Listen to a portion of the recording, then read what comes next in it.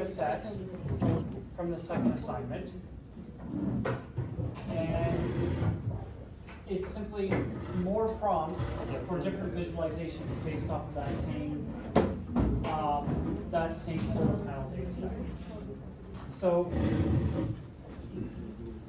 the prompts for visualizations is is that they need to identify data quality issues, right? In the sense of, is there missing data within it, or are there missing values? So their primary question is, are there entire days within that 30-day time span of I think it's a 30-day time span of observation. Are there entire days where the weather observations are missing, right? The next one is, are there entire days or inverters? Are there inverters with entire days of missing inverter observations? So how can you do some of this? Well, you know how many days you have, right? It's the difference between the initial date and the final date. It's the number of days you have. And then you can go into each weather station and look at how many observations you have, right? The number of observations should be equal to the difference between the start and the end date. Likewise, you can do the same thing for each inverter, right? You know the start date and the end date. And for each inverter, you can calculate how many records are there, right? You just say count the number of records per inverter and find the difference between the start date and end date and the number of records. And that tells you if you're missing inverter observations. And finally, this one's pretty straightforward. It's just like, count the number of nulls in a column, right? Like how many records have null temperatures, how many records have null inverters, and then a lot of them won't, right? I think there are a couple records here and there that have like missing data in columns. So that should be pretty straightforward. The next bit is about using the techniques of like creating a reference line. Remember, we can create reference lines on axes, and we can create reference bands on axes. You can either manually specify them or specify them based off of a calculation. So in this case, to use first you're going to have to do a little bit to figure out, an average, right? So you have to use an average, and then put like a reasonable band around them. And you can use any guess. You can even use a parameter that you can create if you wanted to get really fancy, you could create a parameter for bandwidth and say plus or minus the average, the bandwidth, and then the user can adjust the bandwidth. The idea here is to get you using the reference lines and reference bands. And you can either use this as a band, or you can use pairs or triples of reference lines. It's your choice. The important part is to get some practice in building control diagrams, right? And if you remember, control diagrams are ones where you have some midline, usually some upper and some lower bound, and then you have the variation within there, and then you might have something going above. Right? And it's just meant to make it easier to identify things that are beyond what the expected variation is. The control bands for this exercise, the control bands can be pretty arbitrary. It's just to get a practice building the bands. In the workforce, you would have to work with like a domain specialist who would say, well, this is the appropriate level for visits to our store. This is the appropriate level for our call center logs, or our Uber requests, or whatever. So you're going to use that twice. Once for the average performance of a solar panel array, and then and remember, we set up these calculations in the last exercise. And again, for the average performance of a solar panel array. And that's, again, this calculation where we divided AC power by DC power to get an efficiency calculation. And AC power is what's put out, DC power is what put in. And we did that calculation in the last one. Finally, I just want you to use your brain a little bit.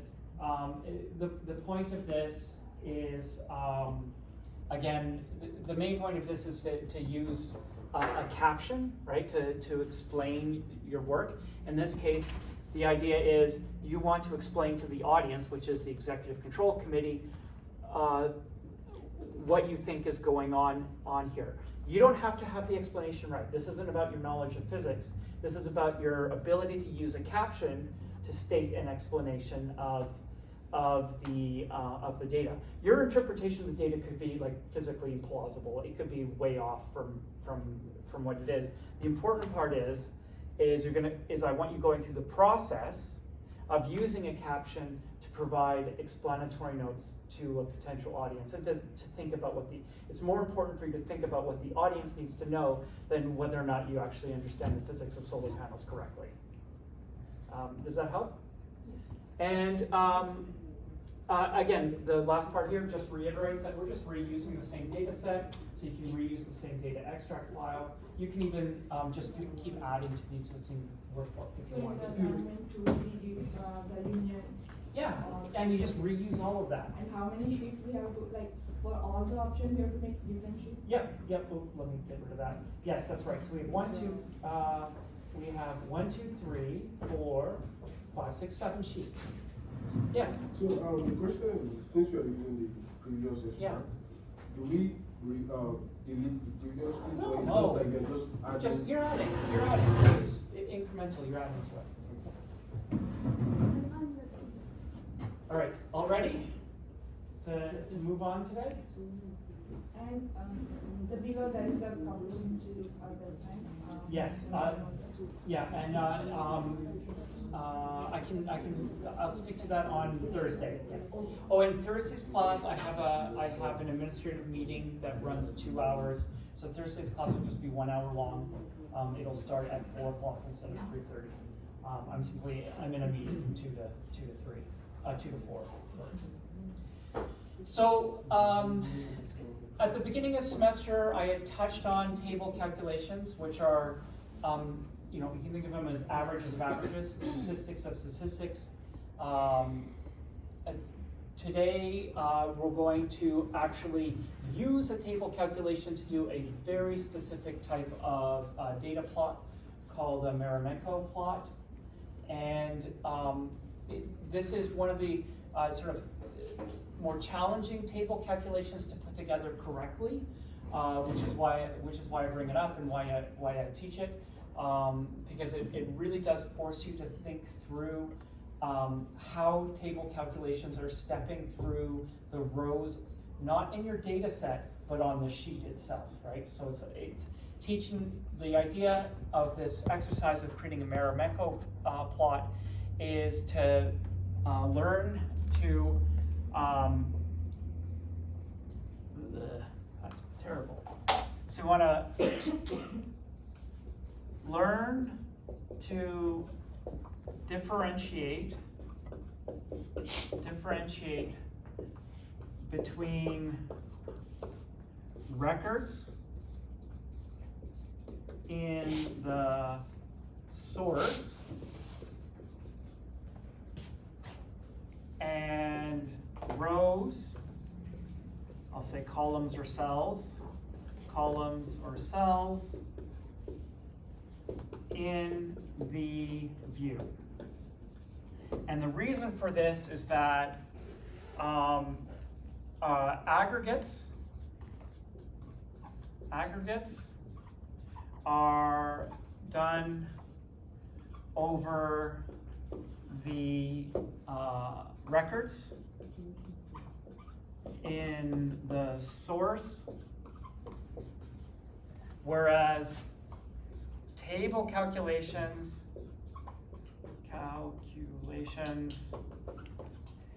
are done over the rows, and they can be columns or cells as well, columns or cells of the view. So your rows or columns or cells can contain averages, standard deviations, counts, mins, max, right? Per row. The table calculation then does an aggregate on those aggregates themselves. So it's a re-aggregation. So you can say re-aggregates the aggregation. Now for some things this works well. If each one of your rows is a count, then doing a table sum over all the counts gives you the global count, right? So that works okay. Where it gets really iffy is like averages of averages. To actually calculate a table average over, actually the table average function itself will work correctly. You can imitate it by multiplying your counts by your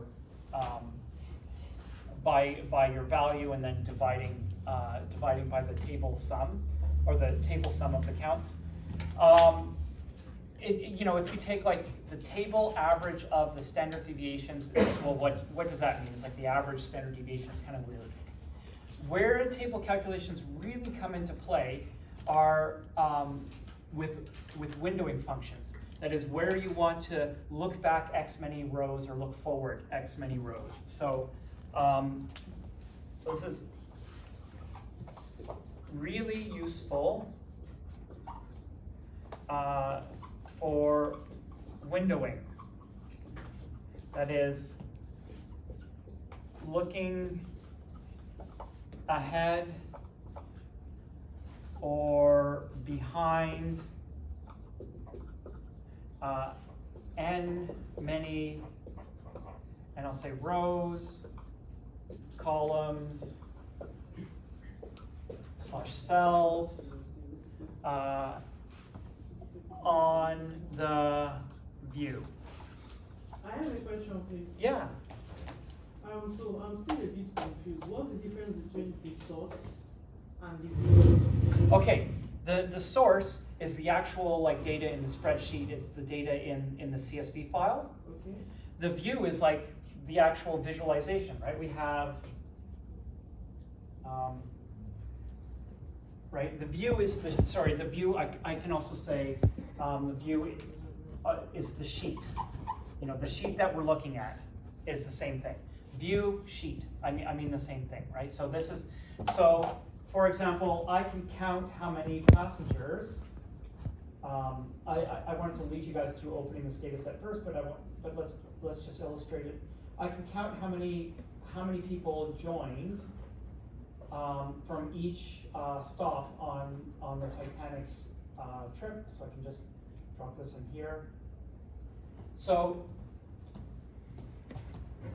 this is not the source data, right? This is, the source data has one record per passenger. It's got whatever 14, almost 2,000 records. These are the rows of the view, and we can do table calculations over the rows, right?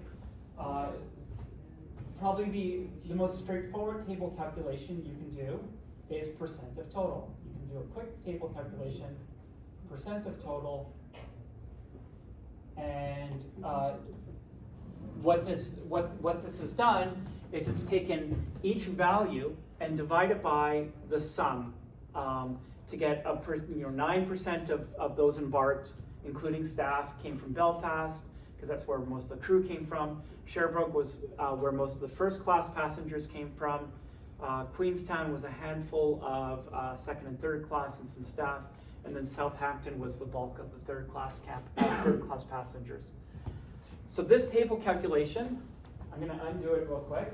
And I'm going to add a.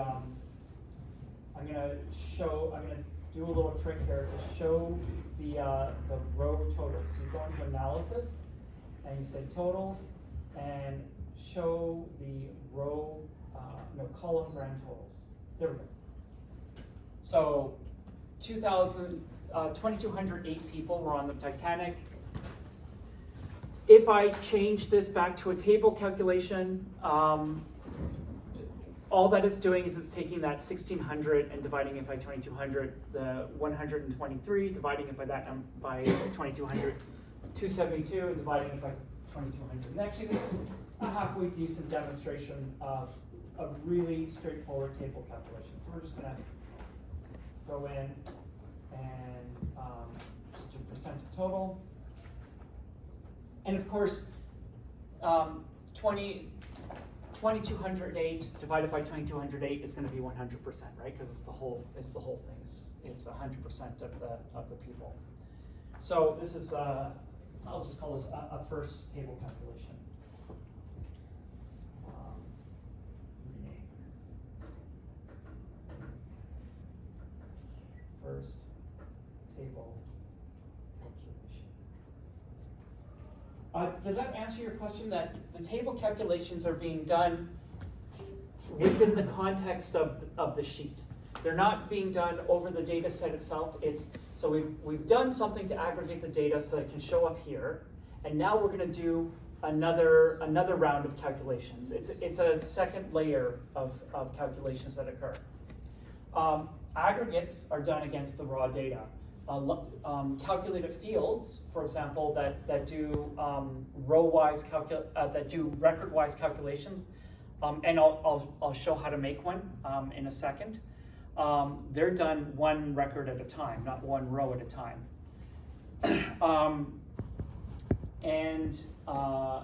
Yeah, so there's a kind of a staging the way it works. Tableau, when it reads data, first it does the record level calculated fields, then it'll do the aggregates over the records, and then finally on the sheet, it'll do the table calculations. And I'll look it up. There is actually a little there's a nice graphic illustration that they use to explain what steps occur in what order when Tableau first adds in the data. It's actually quite complicated. Tableau goes through a lot of hoops for filtering and refiltering. There's not just staged calculations in Tableau, there's actually staged filtering as well. So there's initial data set level filtering where it'll filter out huge chunks of your data for you. And then you can get into sets of filters all the way to filters that happen after table calculations. So I could set a filter on this view to say, filter out everything with less than 10%, right? And so it would just have these two rows on here. And that's one of the last filters that happens. If you're doing that, you're getting deep into the weeds at that point. Usually the instance for that sort of thing happening is where you might put a filter on a table calculation is if your table calculation maybe you still end up with like a couple hundred rows and you only want the top 10 rows. In that case, you would put a filter on the table calculation to only illustrate like the 5 largest or the 10 largest. And in fact, that's how the race charts work, right? The race chart had a calculation on it that picked out the top 5 or top 10. We finished race charts, right?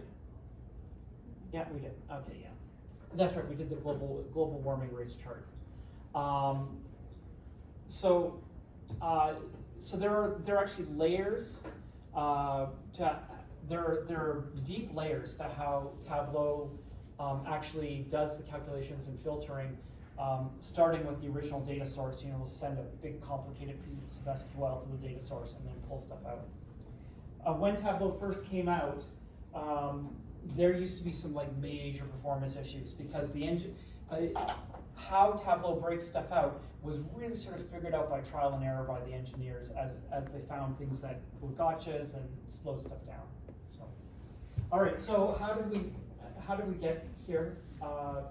Well, I created a folder called Titanic Embarked.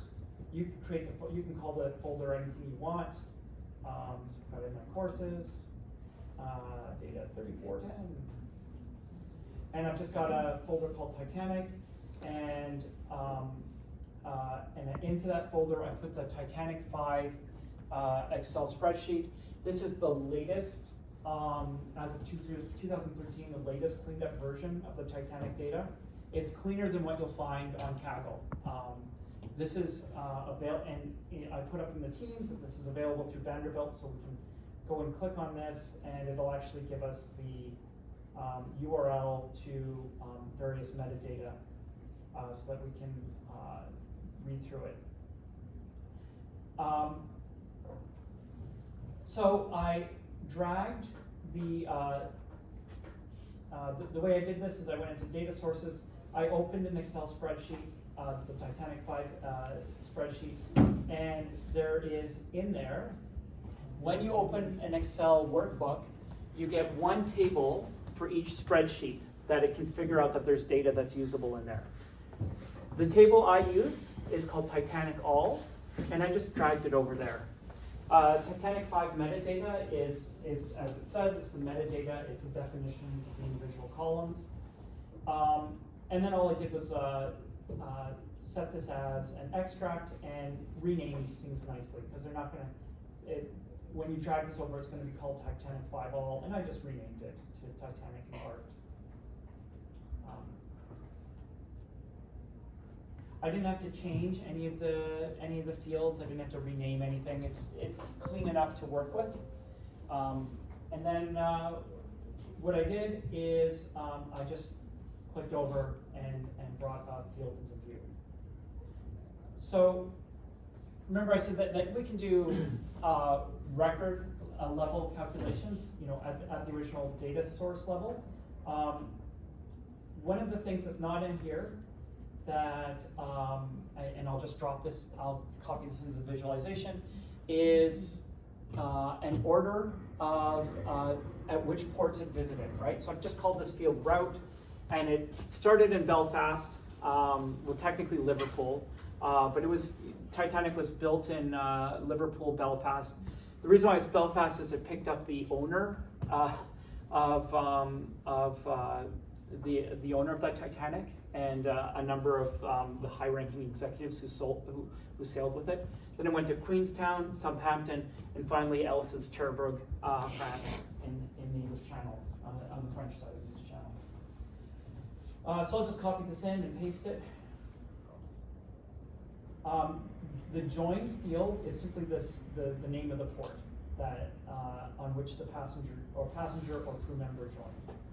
So let's just paste Okay, it. so that's calculated field. That's a calculated field, yes. Yeah, it's for when you want to group, right? Yeah, I'm going to use that. Actually, I didn't use it for grouping because I've already got the city for grouping. But what I want is, like, on my charts, I want things to be ordered by not alphabetically, but by the order that the port was visited, right? So that when we look at it, it makes sense at all. Belfast, Southampton, Belfast, Queenstown, Southampton, and Cherbourg.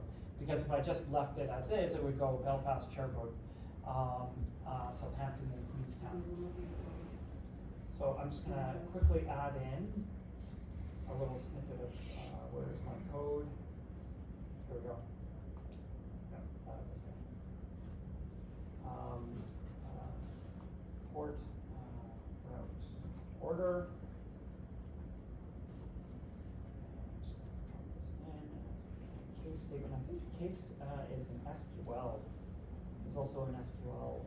So I'll just. Oh yeah, look at that. Looks really good. Insert. And let's post that. Okay. Yes, I'm happy with that.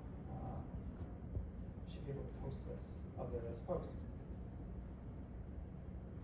Okay. I just put that into the post. Should be able to. It's just updating a little bit. See more. There we go. There. And then you can just hit the copy of the code and drop it in there. So I'm going to clear this visualization because this is just the starting point. Clear sheet, clear everything, and I'm going to remove header. So what I did is I created a calculated field called route. I want to edit this. I created a calculated field called route. So we're going to show this. Come on, where's my edit? There we go. Now I can do this. Create a calculated field. No, I don't want to create, I want to edit. So all I did was I just dropped the code into there, and I just called it route. So it's simply, as I said, they visited Belfast first, then Queenstown, then Southampton, and then finally Sherbrooke. Now, when I want to display things, it would be nice to have the names ordered according to this, but then still have the names displayed. And I don't want like weird hyphens in front of there. So I'm going to use a trick. I'm going to create a Tableau hierarchy. And if you remember, a Tableau hierarchy is a collection of fields where the first field in the hierarchy has the least amount of detail, and then subsequent fields have more and more detail. It's exactly as it sounds. It's a tree. It's a hierarchy. The cheat we're going to do is that we're going to have a hierarchy with 0, 1, 2, 3, and then it'll just have one sub-element, the name of the city, underneath it. So I just take the two together, and I say create a hierarchy. So I want my route first, and then I want join second, control, and I'm going to say hierarchy, create hierarchy, and I'm going to call it my voyage field. That's what it is. And there you go. Now to reverse, if I drop this on here, let's just see what happens to my columns. And I'm going to expand the hierarchy out. If I reverse the order in the browser, it reverses the hierarchy. Okay, so a good question, please. I thought if we want to use hierarchy, it is for maybe something that we have, from a higher unit to a lower unit. Yep. Sort of. Yep, absolutely. So is it like, why are you using hierarchy for a route and join there? I will show you. The reason why and I'll just clear the sheet.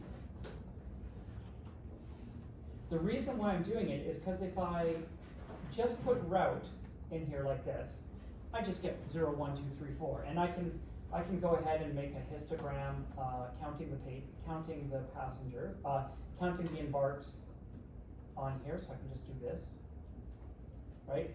0, 1, 2, 3. But that doesn't help me, right? What's 0? What's 1? What's 2? What's 3? Right now the audience has to know ahead of time.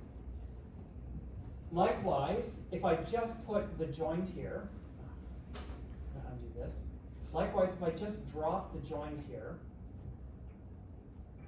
you get rid of the route. Right? That's not in the order that they visited. Yes, Belfast is first, but Sherbrooke should be last, right? Sherbrooke, Queenstown should be second to last. Southampton should be second. So I want to fix the ordering of these. Now, there are some things you can do. You can manually reorder them and specify manual reordering. But really, the order that they were visited is a piece of data. It's not just something we're going to manually futz around with. It's a real piece of data. So the reason why I did this is because I can go like this. I can drop join in, open this up open it up as so I've put the plus minus for going into more detail in the hierarchy. And then what I can do is I can hide the upper headers. So I can hide, and I can hide these, I think, too. There we go. So now I've got my city. I've got my cities in the order they were visited, but with the city name there. So that's why I did that. Does that make sense?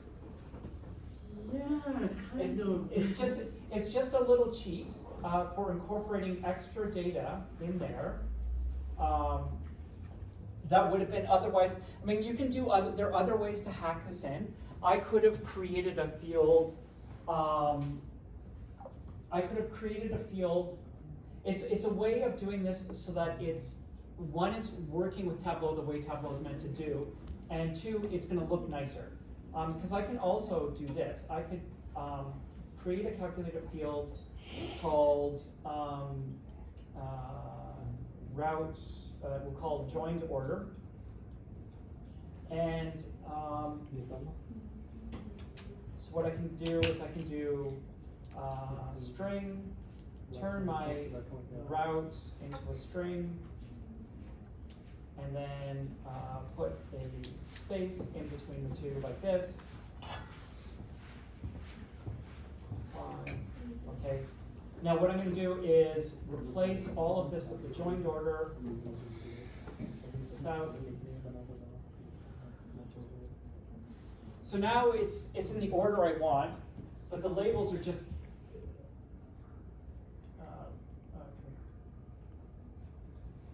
but the labels are terrible, right? Because now I've put a number in front. Yet yes, it's displaying the cities in the order, and this used to be this is quite a. You will still see this technique for getting things to order, where people will prefix a number to a string to get those strings to display in the order that they want. It works. It just, at the end of the day, it looks terrible for your users, right? Your user goes in, they're like, what is it? It's like, you got numbers in front of your cities. I just want to see the city. So that's why I've got voyage in here instead of this joined order, and I open it up like that, and I can get rid of this. I don't need this here. I can delete this. So that's why I did it that way. I'm going to create one more hierarchy. We have a couple fields that have to do with the either the department that a person joined in or the passenger class that they were on, and I'm going to use that to classify into passengers and staff, and then I'm going to create a hierarchy out of that. If you read the metadata, and I realize you haven't all had a chance to do it, the class is just a 1-character shortcode for the description of the class department. And we're just going to create a hierarchy out of these as well. So I haven't quite rebuilt this yet, but but what we'll do is we'll create the, let's just create the class hierarchy really quickly. So we've got the class, and I can put the class department in just to double check that it all works. And you can see 1, 2, 3 represents passengers, and letters represent crew. So let's create a calculated field based off of this. Create a calculated field, and we'll call it, about, we could say, is passenger. And all we have to do is, we can do it inline if, and actually we don't even need to do an inline if. We can do this all as one statement. We just say class equals 1, or class equals 2, or you don't need to do that. You say class equals 3. And notice I put the numbers in quotations, and that's because it's not a number, it's the string 1, right? It's the text 1. I'm going to apply, and what does this do? This is just a Boolean. It's just a true-false value. I'm going to say OK, and I'm going to put this in front of everything. All right. So now we can actually do that hierarchy where we actually have more detail. We'll go from the true, false, and downward. So we'll take the 3, starting with the is passenger, and we'll take this control and this control, and we'll create a hierarchy. We'll create my hierarchy, create the hierarchy, and we'll just say, I'll just call it my embarked hierarchy. Okay, and class. Why is that? Let's just make sure this works correctly. And I'm going to put the count in here so we keep track of the counts. There we go. So I'm going to take this this out as well. And I'm gonna put my actual embarked here. So.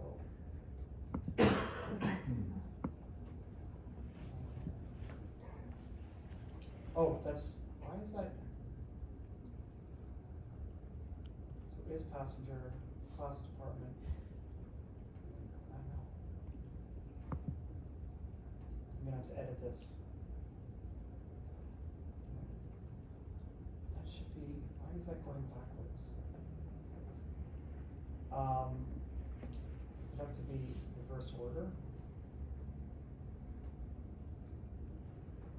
There we go. I think that's better.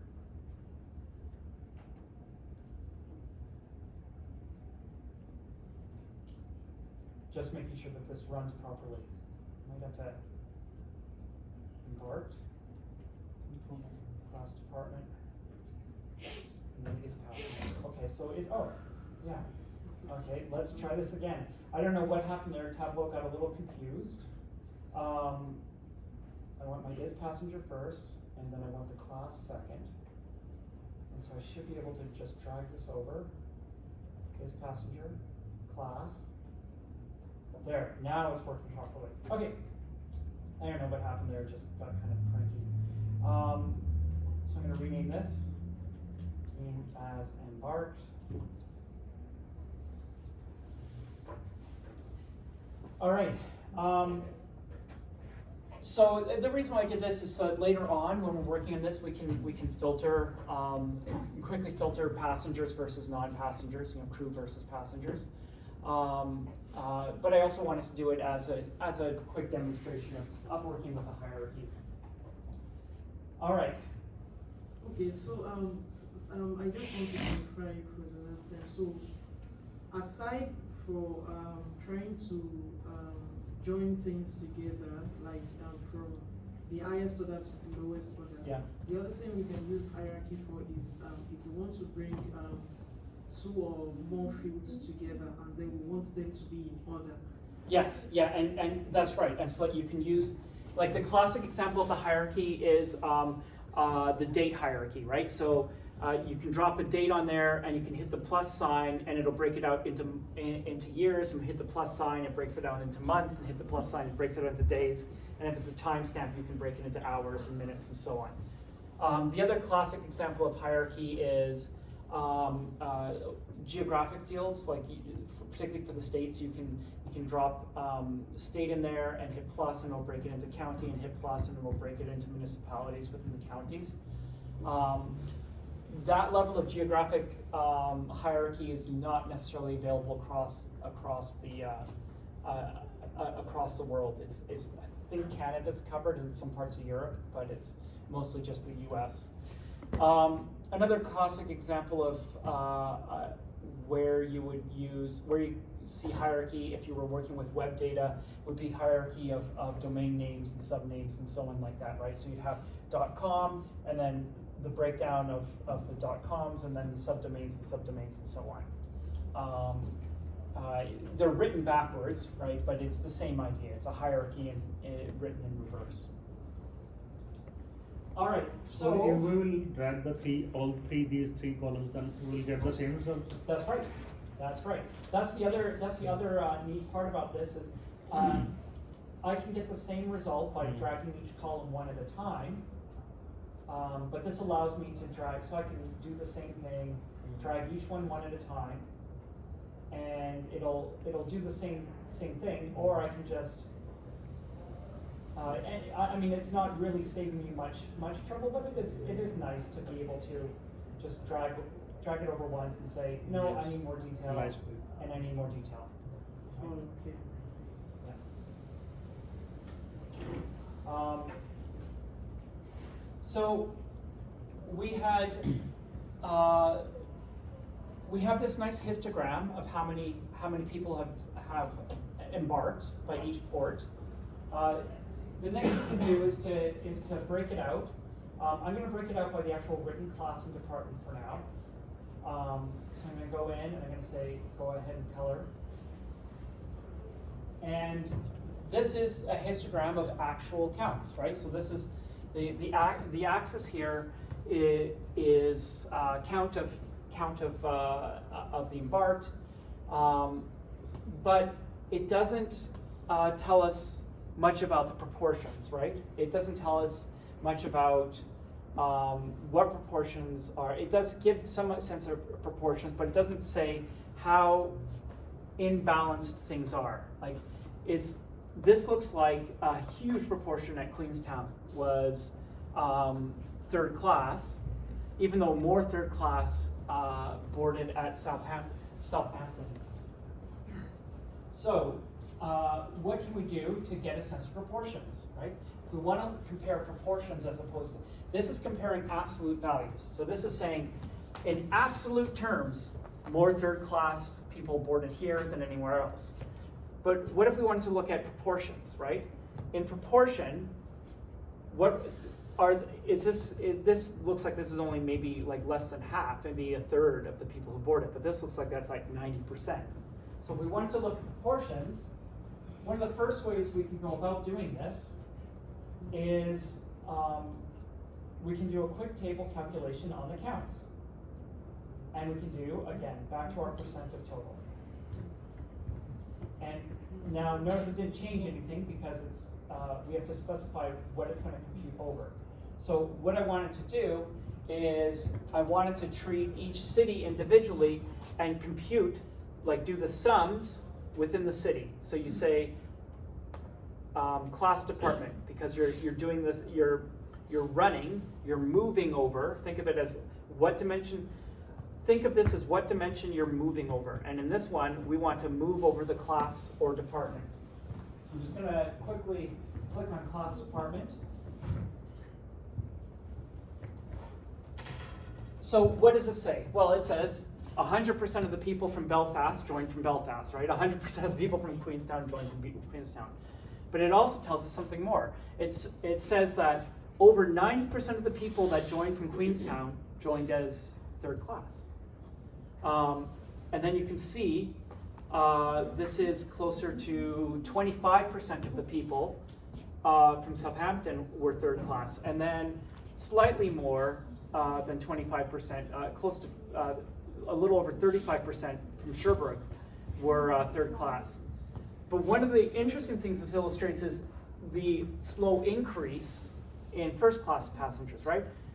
A handful of first class passengers joined from Belfast, and this actually happened to be exactly the Titanic owners and the shipping line executives, and the naval architect as well, who designed the Titanic.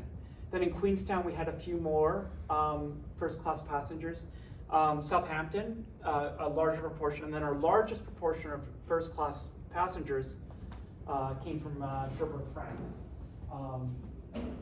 Again, because Sherbrooke was a sort of a luxury seaside, town on the English Channel in France that the aristocratic English during the Gilded Age would visit to vacation. So this kind of like solves almost all our problems except for one thing. We still don't have a good idea of proportions that boarded at each town, right? This makes it look like that the same proportions boarded at each city. What a Maremenko chart does is it sets this width, bigger or smaller, based off of the overall numbers of people who boarded at Sherbrooke. So if only a small number of people boarded at Sherbrooke, this is going to be really narrow. And if most of the people boarded at Queenstown, this is going to be really big. And if only if there's only a few hundred staff, so this is going to get narrower again.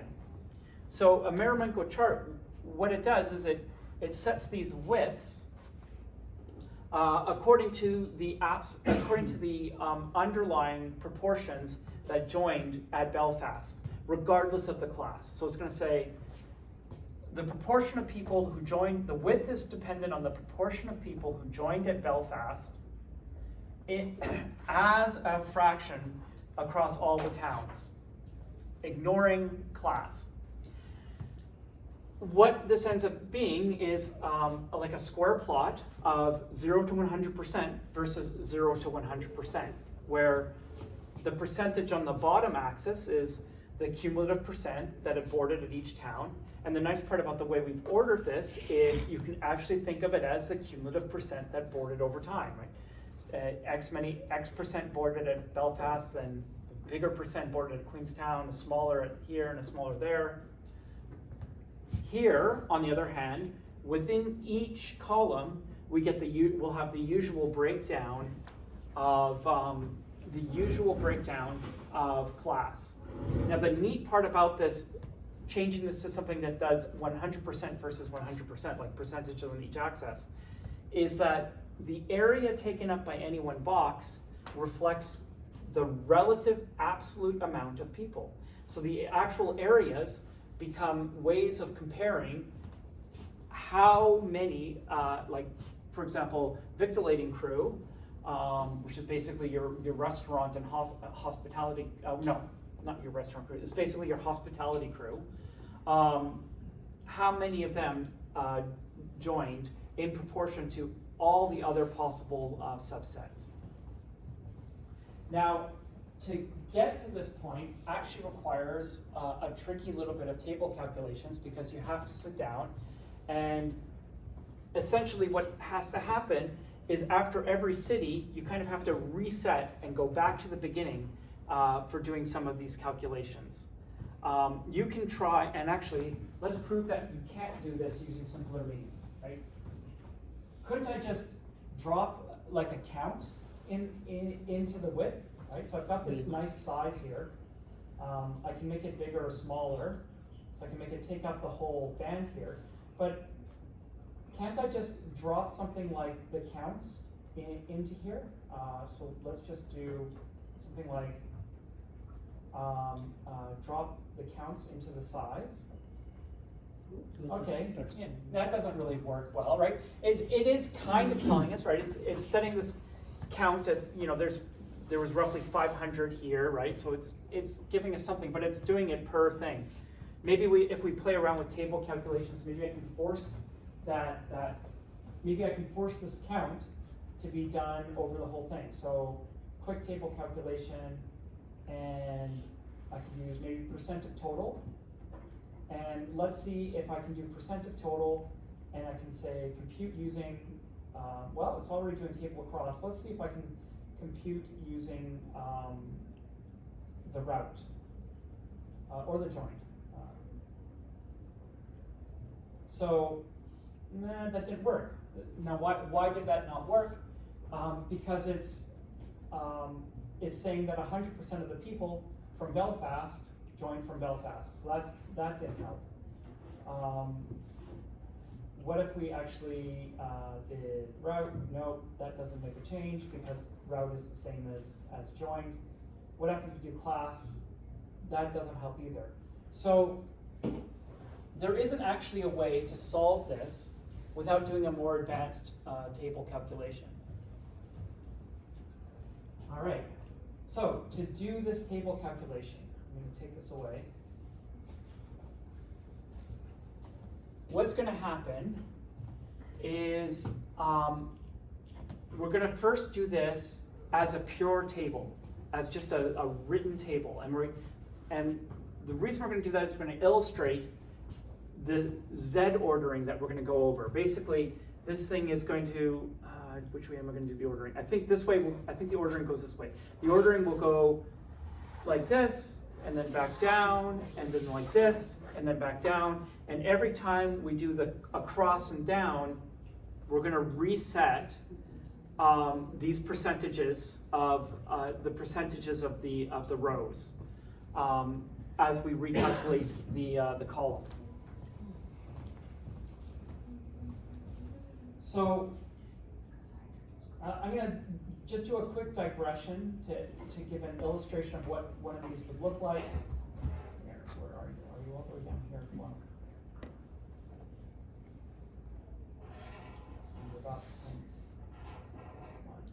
Percent of that. I just want the one with percent of applicants.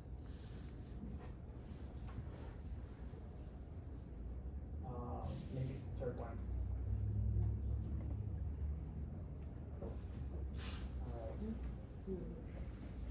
second. Is this actually, oh, this is actually live. All right, so, did they, all right, okay, so this is looking at Ivy League acceptance rates among Ivy League acceptance rates among different anonymized faculties. So these are different faculties, and they've been anonymized. And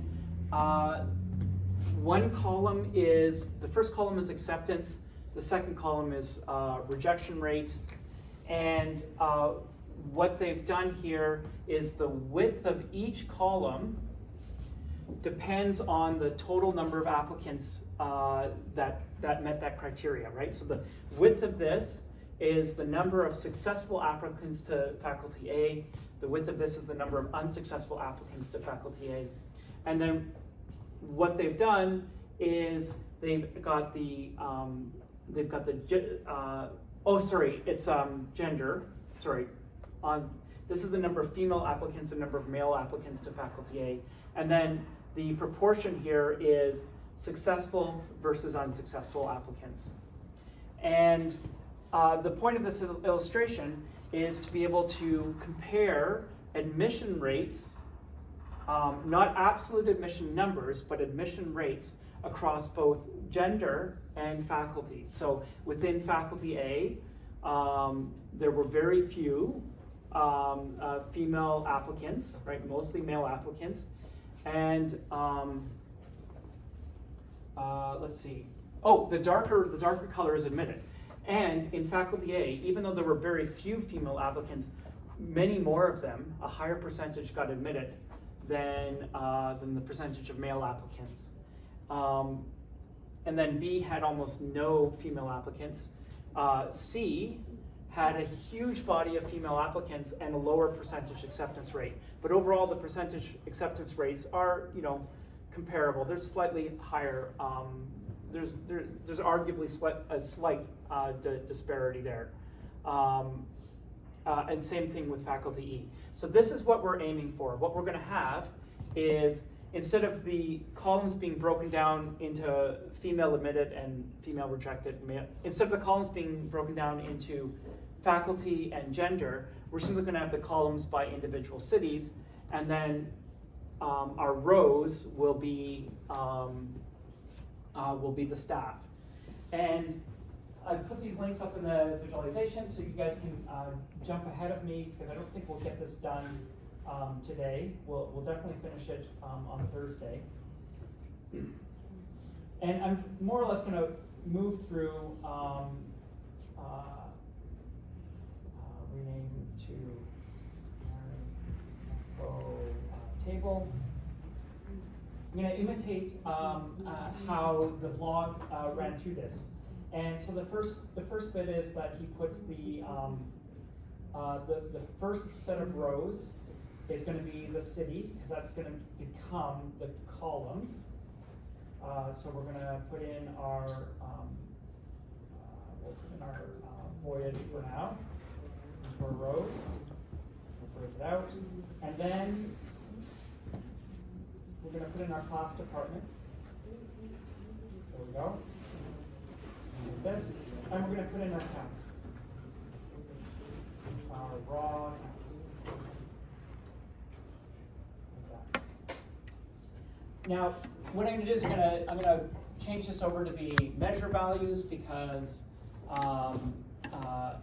we're going to keep adding measures to this, and we're going to manually work on changing these percentages around. So the first thing that we want to do is I'm going to change this into, actually, what I'll do is I will drop the measure values here, and I'm going to put the measure names as my columns. And we've got our count of Titanic, and I'm going to recreate our percent of total. But what I want to make sure it does is I want to compute just using the class department, right? So, and then I'm going to put the count back in again so that I can reuse that later. I'm going to take away the sum of age and sum of age female. There we go. All right, so we can just double check by eyeball that these all add up. So for example, this adds up to 100%, right? So that's 7, 8, and that's almost 92, so that adds up to 100%. This adds up to 100%. So within each city, it's adding up to 100%.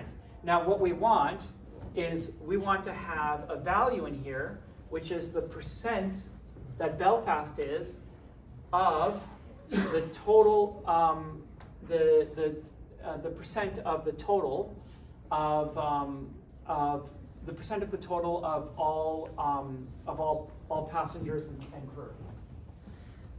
Now I can get this like this, and I can say percent of total again, and let's do compute using the joined.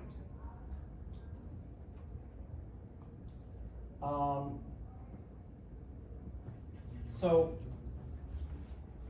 let's see if I can change this to, nope, compute using table down. Yep. Good. Okay, that's perfect. That's actually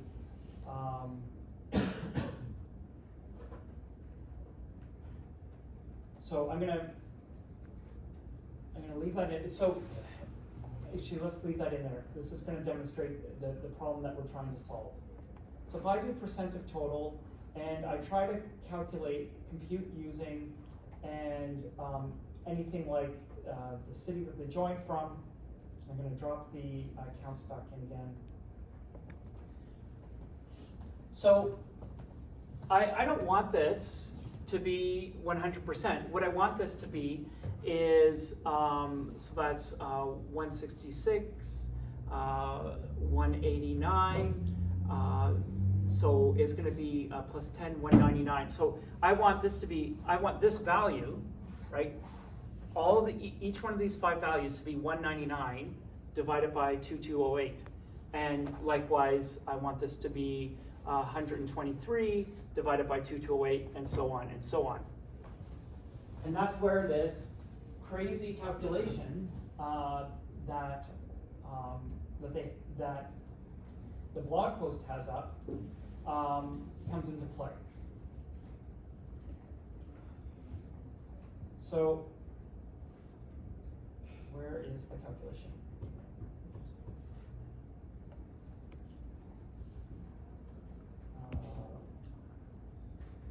Sorry, I'm just looking for here it is.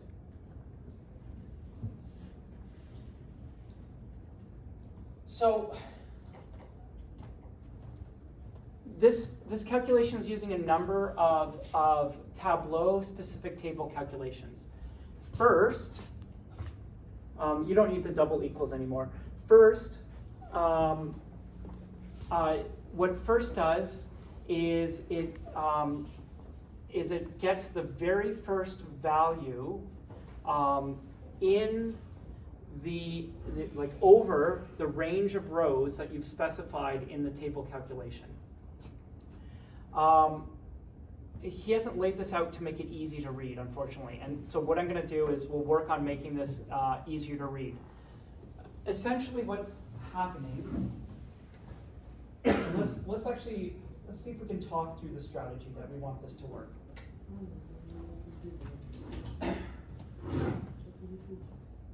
We want to first somehow get the sum across everything. And let's see if I actually can actually update this last one to be the sum across the whole table. So we'll do a quick table calculation, and I'm just going to write in the word total here. Enter. Ah, perfect, it worked. Okay, so why is this working properly? I've got it set to calculate across the whole table, going down. And let's drop Titanic counts in again. Sorry, I'm moving through this very painfully, but so the first thing we're going to do to actually get this to populate with what we want is we need to know what the total across the whole table is. Okay, that's great. The next thing that we need to do is we have to be able to find the total within here, within each of these panes. Now remember, when we tried to do this before, we couldn't. So if I go and change this to calculate over the city, I don't think it will. If I say, come on, compute using the joined, yeah, it's not doing it. You see, it's just calculating within. It's just calculating within the deepest level of detail. I can actually edit the calculation. Let's see if I can. So it actually is using it the way I want it to. So I've got it set to use specific dimensions, and let's see if I can. I don't want it.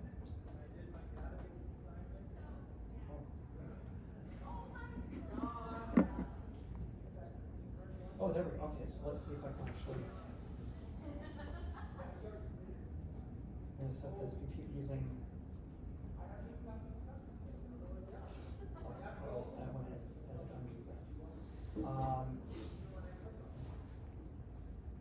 This is total compute using class department. Right, so that's getting the total within the class, and so the problem is that we're trying to address here is I can get the total within the class, but how do I force that to also divide by the total across the whole thing? And the way that this is solved is by doing a running calculation to grab the running total and then resetting that running total and taking the last value of it. And let's actually see if. So which count is required, sir? This is given, the count of Titanic, like Yeah. the 4, 6, 20. Yeah. So what is required here? Total count, like See if this actually. total count within that location, particular location. So I'm just going to edit this percent.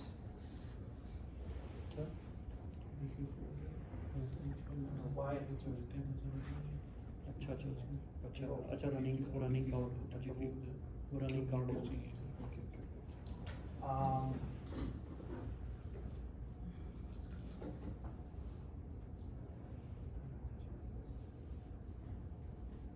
oh, that's, yes.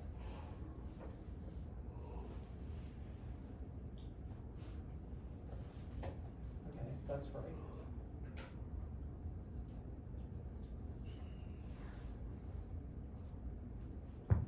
Why is it?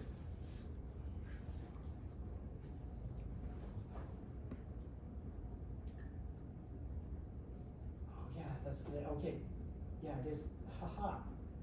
I'm gonna take this total out for now, and let's see what happens if I say compute using class department, and it takes it away. It won't even do it. So the hint as to why it won't work properly, I'm gonna edit this table calculation. Let's take a look at what this table calculation is. It is the count. Right? It is the count in my cell, or in that level of detail, divided by the total across everything. Now, that total, right? This total keyword is a table calculation. The trick is you can't have if you can have multiple table calculations in a calculated field, but they all have to be done over the same ordering of rows or columns. They can't be done over different orderings. So I can't have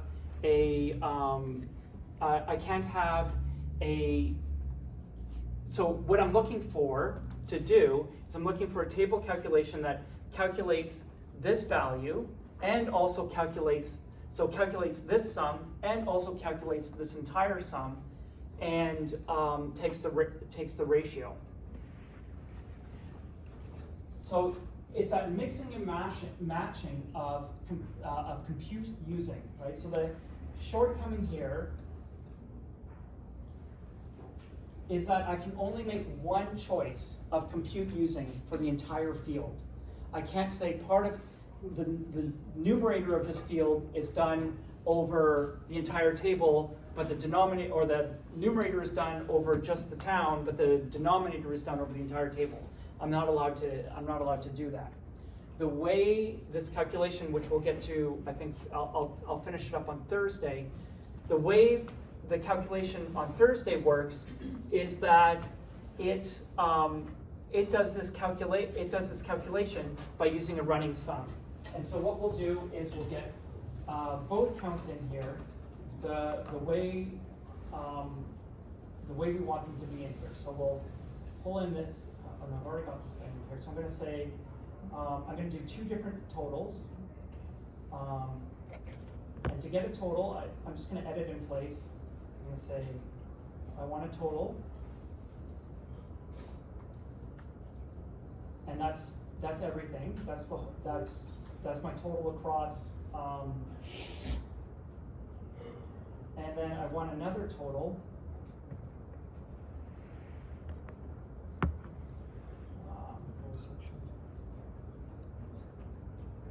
And I'm going to make that compute using my class department. Okay. So this compute, right? This total here that gets me all the embarked is done over the whole table. And that's fine. That's the correct answer I want. This total, let's click on this, compute using. This total is being done running. That is, remember, the compute means how do we run, right? So this total is being run over the classes and then resetting every town. And that looks great. The problem is I can't divide these two by each other. That's the problem, right? Because there's no option in here for me to say, oh, apply this compute using to this part and that compute using to that part. So the solution that people come up with is to start with the running total. So we start with adequate calculation, the running total. And what happens here is we've got just about enough data in the running totals to get everything. What we can do is we can actually take, every time this changes over, we can broadcast this element over, we can broadcast this thing over all of them, broadcast 322 minus this bit over all of it, broadcast 1936 minus 322 and broadcast that over it. And that's basically what this code does. If we bring this code up, let's see, if it's, look up the minute department, then produce value plus. It's slightly different. How do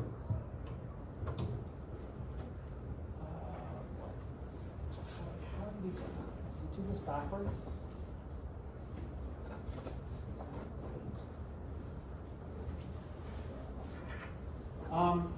Yeah, I'm gonna let you guys go. I'll let you guys go now. I have to run up to town. So what he's done here is he's got a running calculation that's going to build up the values based off of cumulative sums, because we can, I've lost this game. We can use the running sum to actually get the final values we want and also divide by the very last value to get the percentage. All right, so I'll just leave it there. Please feel free to read through the documentation. I am going to, on Thursday, I'm going to come up with a much more cleaned up version of this that's much easier to read, and I'll put like code comments into it so that you can actually figure out what's going on here. But it uses some tricks, including the previous value, which the previous value does what it sounds like. It just looks to the last aggregate, and then grabs it, and then this is the default, right? If it can't find a previous value, it defaults to 0. And it's a way of taking like a value and propagating it on further. All right, thank you very much, and I will see you guys tomorrow, where we will finish chapter 7.